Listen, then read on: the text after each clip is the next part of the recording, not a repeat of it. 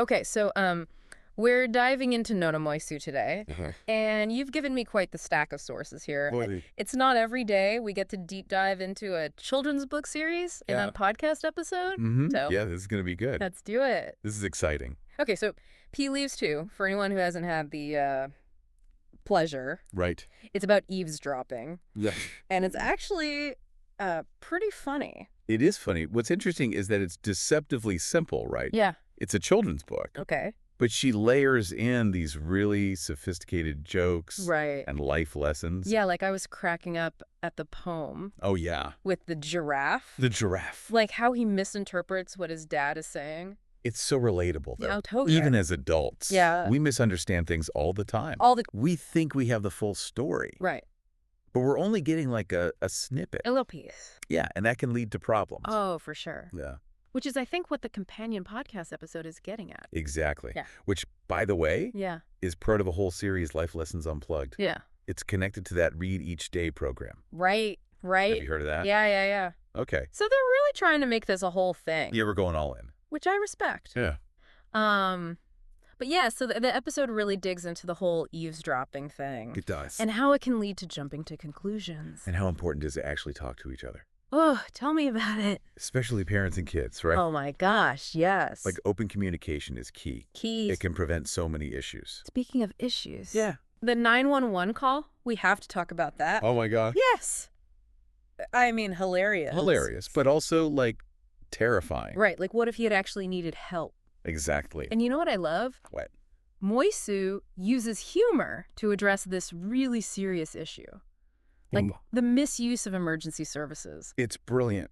It is. It's genius. It's like, ha-ha, but also, oh, crap. Yes, exactly. Like you're laughing, but you're also learning. And it's coming from a place of experience, too. Right, because she used to be a 911 operator. Yes, and a law enforcement officer. Wow. So she's seen it all. Okay, so she knows what she's talking about. She knows. This isn't just like a random plot point. Exactly. Okay, so back to the call. Okay. The exchange between Omari and the operator, when he's like dress instead of a dress.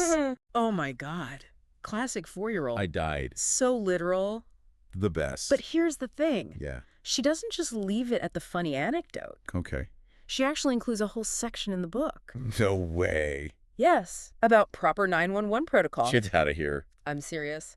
That's amazing. Right. It's like she's saying, okay, we had our laugh, but let's be responsible. Love it. Subtle but effective. Exactly. And speaking of subtle, Yeah. have you noticed anything interesting about her name? Nona Moysu.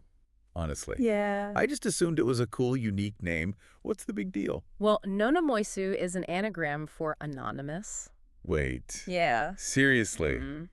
You're messing with me. Nope. No way. Get out of here.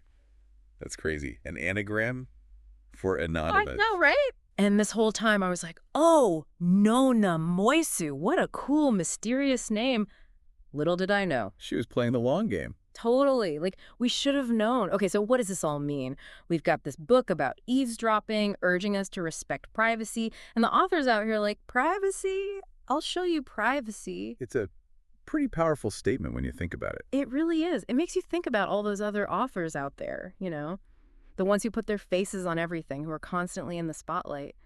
Maybe she's onto something here. Maybe she is. It's certainly a different approach. It's kind of refreshing, actually. Like, let the work speak for itself. Exactly. Judge the message, not the messenger. Which, by the way, adds a whole other layer of complexity when you consider her background in law enforcement. Oh, wow, yeah. Because that's a field where identity is everything, right?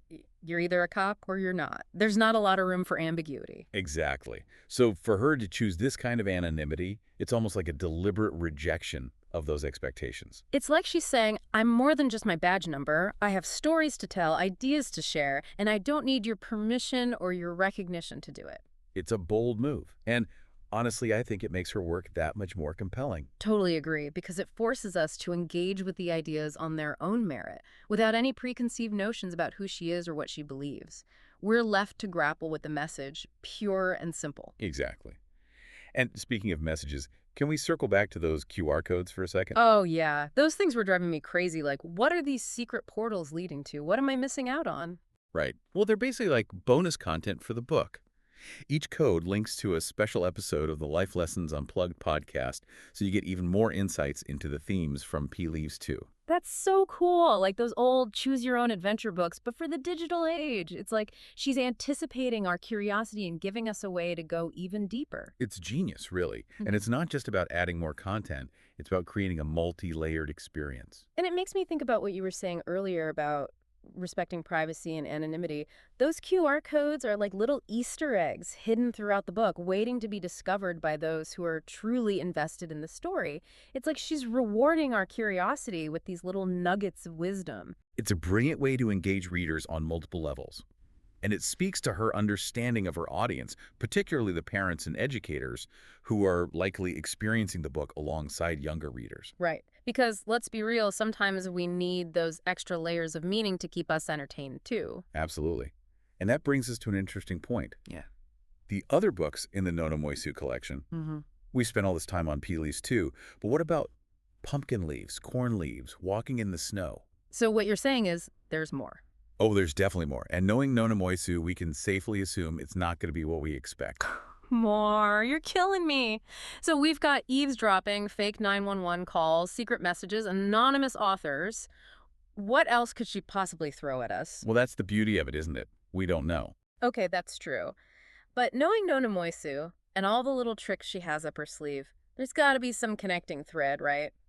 There's bound to be some common themes, for sure. Mm. The question is, will they be presented in the same way? Good point. I mean, she clearly likes to keep things interesting. She does. And let's not forget that whole Life Lessons Unplugged podcast series. Who knows what kind of rabbit holes those episodes might lead us down. Okay, now I'm really curious. So where does this leave us? What's the takeaway for someone who, let's say, just finished Pea Leaves 2 and is wondering if they should dive into the rest of the Nona Moysu collection? I'd say absolutely dive in. But be prepared. Don't expect straightforward narratives or easy answers. Moysu isn't afraid to challenge conventions and subvert expectations. Gotcha. So going into these other books, Pumpkin Leaves, Corn Leaves, Walking in the Snow, we should be ready for anything. Exactly. Approach your work with an open mind and a sense of curiosity. Pay attention to the details. Look for those hidden layers and connections, the ones that make you stop and think, wait a minute, what am I really looking at here? Because chances are those layers are there, right, just waiting to be discovered. Most definitely. It's like she's inviting us to become literary detectives, Yeah. piecing together clues and unraveling mysteries. Oh, I can totally get behind that. And it's not just about the mysteries within the books themselves, right? There's that bigger mystery, too. Who is Nona Moysu? Right. What motivated her to write these stories?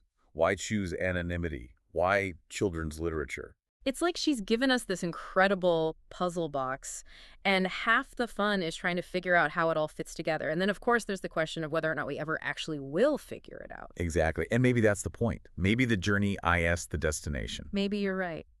Okay, so as we wrap up this deep dive into the world of Nona Moysu, I think the message is clear. Keep exploring, keep questioning, and most importantly, keep an open mind. Because sometimes the most profound discoveries come from the most unexpected places. Couldn't said it better myself. And who knows, maybe, just maybe, as we delve deeper into her work, we'll get a little bit closer to understanding the enigmatic Nona Moysu. Or maybe we'll just end up with even more questions. Either way, it's going to be one heck of a ride. You got that right. All right, everyone, thanks for joining us for this deep dive. We'll see you next time for more literary adventures.